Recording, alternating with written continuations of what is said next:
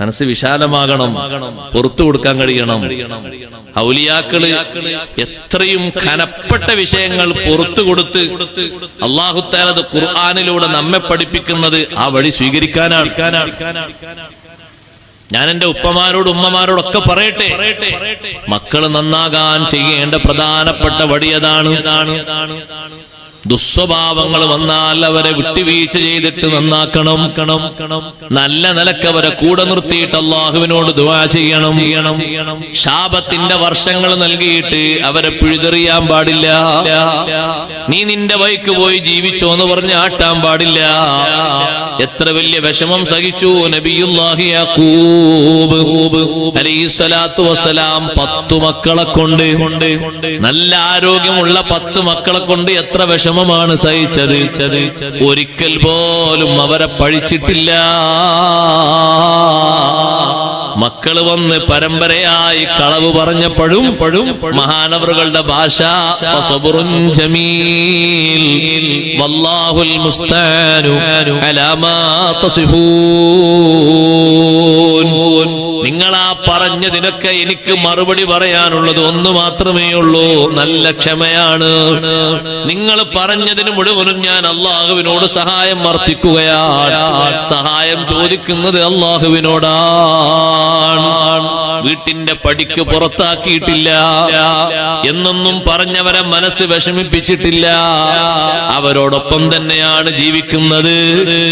10-80 കൊല്ലത്തോളം സഹിച്ചിട്ട് സഹനത്തിന്റെ മാർഗം സ്വീകരിച്ച്, ക്ഷമയുടെ മാർഗം സ്വീകരിച്ച് വീണ്ടും ആ മക്കളോട് പറയുന്നു, യാ ബനി യദ്ഹബൂ ഫതഹസ്സസൂ മിൻ യൂസുഫ വഅഖീ വലാ തയഅസൂ മിർ റൗഹില്ലാഹ്. മക്കളോട് ചൊടിച്ചു നിൽക്കുന്ന ഉപ്പമാരോട് പറയട്ടെ, ഉമ്മമാരോട് പറയട്ടെ, സ്നേഹമസൃണമായ വിട്ടുവീഴ്ച മനോഭാവം നൽകിയിട്ട് അവരെ നന്നാക്കി കൂടെ ചേർത്ത് പിടിക്കണം. അവരുടെ ദുസ്വഭാവങ്ങൾ നിങ്ങൾ പുറത്ത് പബ്ലിസിറ്റി ചെയ്യരുത്. നമ്മളെ മക്കളാണ്, അവർ നന്നായി കിട്ടണം. ക്ഷമയോടെ വിട്ടുവീഴ്ചയോടെയുള്ള പെരുമാറ്റം കൊടുക്കണം. എന്നിട്ട് അവർ നന്നാകാൻ അള്ളാഹുവിനോട് ദ്വാരക്കണം. യാക്കൂബ് നബി അലൈഹിസ്സലാം ക്ഷമിച്ചതുപോലെയൊന്നും നമ്മൾ സഹിച്ചിട്ടില്ലല്ലോ. ഏറ്റവും കൂടുതൽ സ്നേഹിക്കുന്ന ഇഷ്ടപ്പെടുന്ന മകനെ തന്റെ ചാരത്ത് നിന്ന് അടർത്തി കൊടുത്തു കൊണ്ടുപോയി. എത്ര വലിയ വിഷമമാണ് ആ ഉപ്പാക്ക മക്കള് സൃഷ്ടിച്ചത്. നമ്മുടെ ഏതെങ്കിലും ഒരു കുട്ടിയെ സഹോദരങ്ങൾ അങ്ങനെ കൊണ്ടുപോയി കിണറ്റിലേക്ക് വലിച്ചെറിഞ്ഞിട്ടുണ്ടോ? നാട് കടത്തി വിട്ട് മറ്റൊരു രാഷ്ട്രത്തിലേക്ക് കടത്തി കൊണ്ടുപോയിട്ടുണ്ടോ? തിരിച്ചു വരാൻ കഴിയാത്ത ഏതെങ്കിലും ഒരു പ്രതലത്തിൽ കൊണ്ടുപോയി ആക്കിയിട്ടുണ്ടോ? ഇല്ലല്ലോ സഹോദരങ്ങളെ. എന്തോ നിസ്സാര പ്രശ്നങ്ങൾക്ക് വേണ്ടി മനസ്സും ശരീരവും അകന്നു നിൽക്കുന്നു. അകലാൻ പറ്റൂല. ഒരുമിച്ച് കഴിയണം. നല്ല സ്നേഹത്തോടെ സ്വഭാവത്തോടെ വർത്തിക്കണം. യാക്കൂബ് നബി അലൈഹിസ്സലാം ഇതൊക്കെ ചെയ്ത മക്കളെ വീട്ടിൽ താമസിപ്പിച്ചിട്ടും അവരോട് പറയുന്നു, നിങ്ങൾ പോയി തെരഞ്ഞു നോക്കണം. യൂസുഫ് നബിയെയും സഹോദരനെയും പോയി ഒന്ന് അന്വേഷിക്കണം. എവിടെയെങ്കിലും കണ്ടെത്താതിരിക്കൂല. നിരാശപ്പെട്ടു പോകരുത്. അള്ളാഹുവിന്റെ റഹ്മത്തിൽ നിന്ന് ആശ മുറിയരുത്. ആ മക്കള് സന്തോഷത്തോടെ പോകുന്നു. മക്കൾ ആദ്യമായിട്ട് മിസ്റിലേക്ക് പോകുമ്പോഴേ സ്നേഹത്തോടെ ആ ബാപ്പ പറഞ്ഞൊരു വാക്കുണ്ട്, നിനക്ക് എന്റെ മോനെ ചെയ്ത മക്കളല്ലേ, ഇനിയിപ്പോ ഇവരങ്ങ് പോയി നിന്നിട്ടൊന്നും വരാനില്ല. റേഷൻ സ്വീകരിക്കാൻ വേണ്ടി മിസ്റിലേക്ക് രാജാവിന്റെ കൊട്ടാരത്തിലേക്ക് പോകുന്ന മക്കളോട് ബാപ്പ പറഞ്ഞ സ്നേഹത്തിന്റെ വാക്കെന്നാണ് 10 മക്കളോടും. ലാ തദ്ഖുലൂ മിൻ ബാബിൻ വാഹിദ് വദ്ഖുലൂ മിൻ അബ്വാബിൻ മുതഫർരിഖ. നിങ്ങളെ കണ്ടാലൊക്കെ ഒരു ബാപ്പന്റെ മക്കളാണെന്ന് ആൾക്കാർക്ക് മനസ്സിലാവും. അതുകൊണ്ട് ഒരേ ഗേറ്റിലൂടെ കടക്കരുത്. 2-3 കവാടങ്ങൾ ഉണ്ടാകുമല്ലോ, മാറി മാറി അതിലൂടെ ഒക്കെ കടക്കണം. എന്താണ് ആ ഒരു സ്നേഹത്തിന്റെ ഭാഷ നമ്മൾ ആലോചിച്ചു. എപ്പോഴാണെന്ന് പറയുന്നത്? യൂസുഫ് നബി അലൈഹിസ്സലാം തിരിച്ച് യാക്കൂബ് നബി അലൈഹിസ്സലാമിനെ കണ്ട ശേഷമല്ല.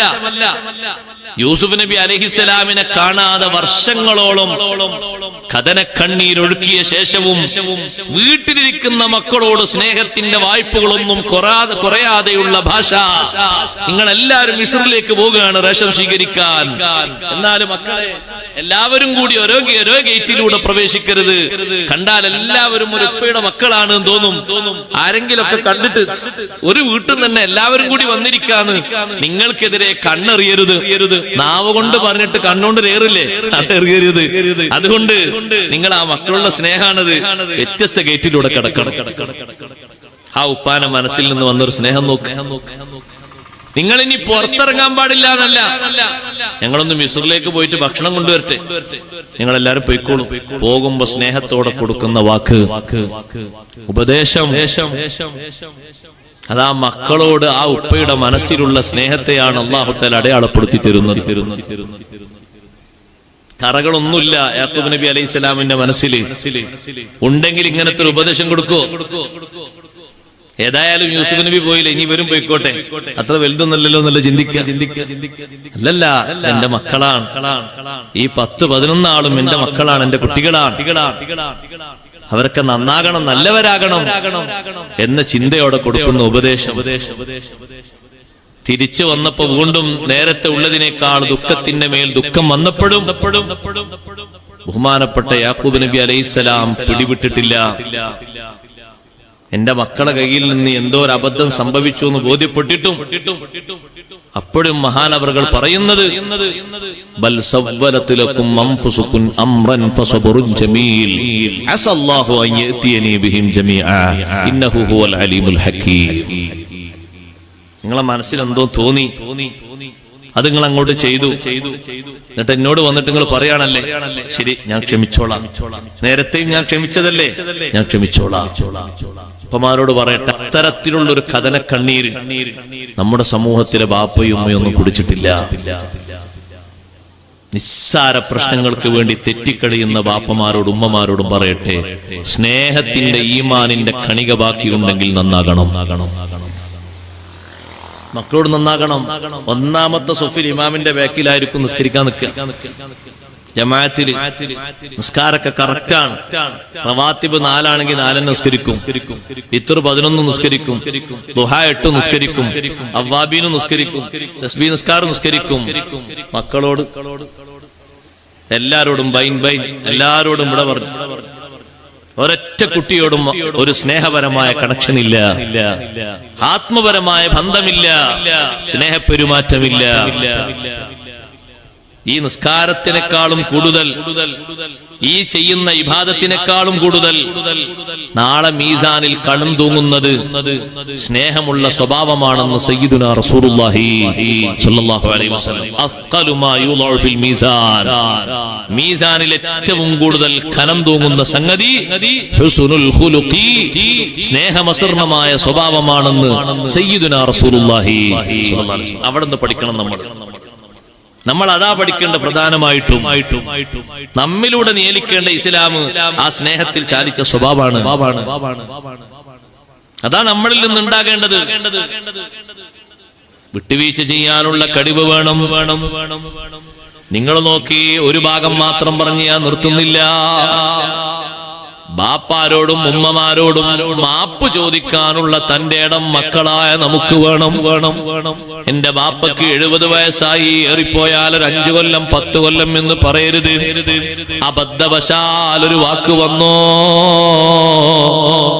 യാക്കൂബ് നബി അലൈഹിസ്സലാമിന്റെ മക്കള് മാപ്പ് ചോദിച്ചതുപോലെ 10 പേരും ബാപ്പയോട് മാപ്പ് ചോദിച്ചതുപോലെ മാപ്പ് ചോദിക്കണം. നന്നാകാനാണ് മാപ്പ് ചോദിക്കുന്ന ശൈലി. നമ്മൾ നല്ലവരാണ് എന്ന് അല്ലാഹു തആല നമ്മളെ പറ്റി വിലയിരുത്താനാണ്. എന്തെങ്കിലും ഒന്ന് കിട്ടാനല്ല സഹോദരങ്ങളെ, അല്ലാഹുവിന്റെ അടുക്കൽ രക്ഷപ്പെടാനാണ്.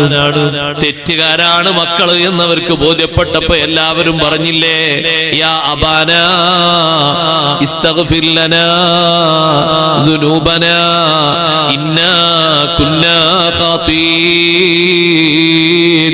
ഞങ്ങളെ ഉപ്പാ, ഞങ്ങൾക്ക് അബദ്ധം സംഭവിച്ചു പോയി, ഞങ്ങൾ തെറ്റുകാരായി പോയി. യൂസുഫ് നബി അലൈഹിസ്സലാമിനെ ഞങ്ങൾ കണ്ടെത്തി. ഞങ്ങളെല്ലാവരും ഞങ്ങളെ കൊച്ചനുജനെ കണ്ടെത്തി. എവിടെ കണ്ടെത്തി? അസീസ് രാജാവിന്റെ കൊട്ടാരത്തിൽ കണ്ടെത്തി. കണ്ടെത്തിയ സമയത്ത് അവരെ ചൊൽപ്പടിക്ക് കീഴിൽ നിർത്താനും അറസ്റ്റ് ചെയ്തുകൊണ്ട് ശിക്ഷ നടപ്പിലാക്കാനും കഴിവുള്ള രാജാവിന്റെ പവറുള്ള യൂസുഫ് നബി അലൈഹിസ്സലാം നമ്മൾ താമസിക്കുന്ന യുഗത്തില് എത്രയോ വ്യത്യസ്തമായ വിചിത്രമായ രാഷ്ട്രീയ പ്രേരിതമായ വിഷയങ്ങൾക്ക് വേണ്ടി ജേട്ടൻ അനുജനെയും അനുജൻ ജേട്ടനെയും വകവരുത്തിയിട്ടുണ്ടേ. ആ ഒരു പ്രതലത്തിൽ നിന്നാ നമ്മൾ സംസാരിക്കുന്നത്. എന്താ രണ്ടുപേർക്കും തമ്മിലുള്ള വ്യത്യാസം?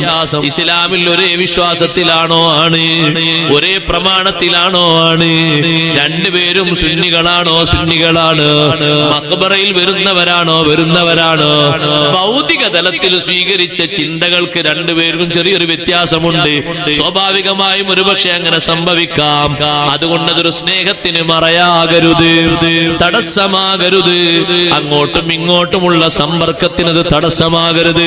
കൊടുക്കുന്നതിനും വാങ്ങുന്നതിനും പോകുന്നതിനും അതൊരിക്കലും തടസ്സമാകരുത്. നിങ്ങൾ കണ്ടില്ലേ, സ്വന്തം അധികാര രൂപത്തിൽ അധികാര കസേരയിരിക്കുന്ന യൂസുഫ് നബി അലൈഹിസ്സലാം എല്ലാ സഹോദരങ്ങളോടും ഒരുമിച്ച് പറഞ്ഞത് യഗ്ഫിറുല്ലാഹു ലക്കും വഹുവ അർഹമുർ റഹീമീൻ. അല്ലാഹു നിങ്ങൾക്ക് പൊറുത്തു തരട്ടെ, ഞാൻ നിങ്ങൾക്ക് മാപ്പ് തന്നിരിക്കുന്നു.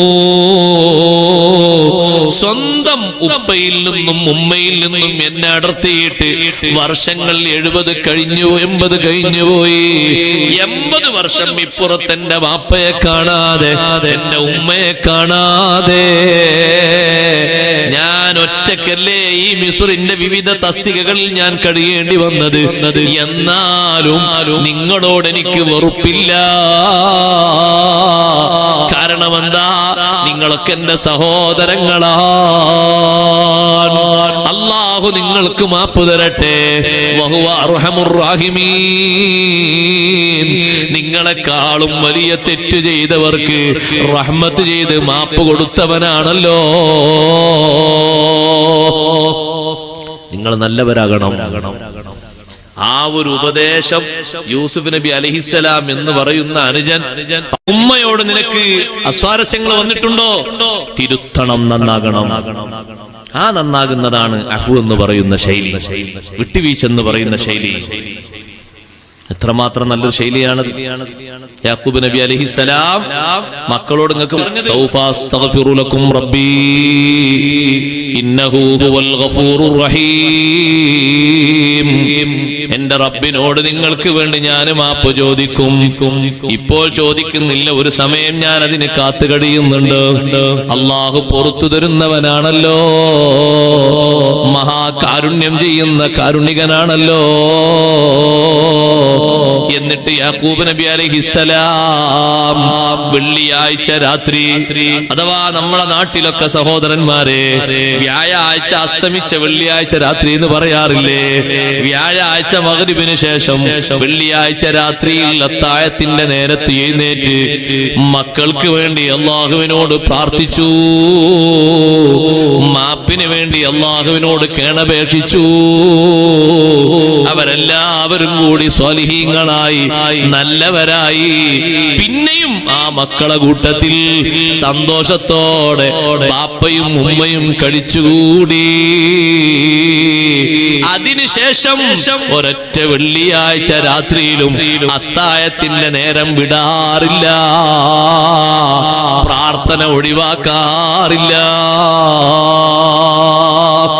ഒരൊറ്റ വെള്ളിയാഴ്ച രാത്രി അങ്ങനെ എഴുന്നേറ്റ് അള്ളാഹുവിനോട് മക്കളെ വിഷയത്തിൽ കേണപേക്ഷിച്ചുകൊണ്ട് നബിയുല്ലാഹി യാക്കൂബ് നബി അലൈഹിസ്സലാം ഒന്ന് പ്രാർത്ഥിച്ചു. എന്റെ മക്കൾക്ക് സംഭവിച്ചത് അപരാധമാണ് റബ്ബേ, നീ അവർക്ക് മാപ്പ് കൊടുക്കണം, അവരെ നീ സ്വീകരിക്കണം, അവരെ നല്ലവരാക്കണം.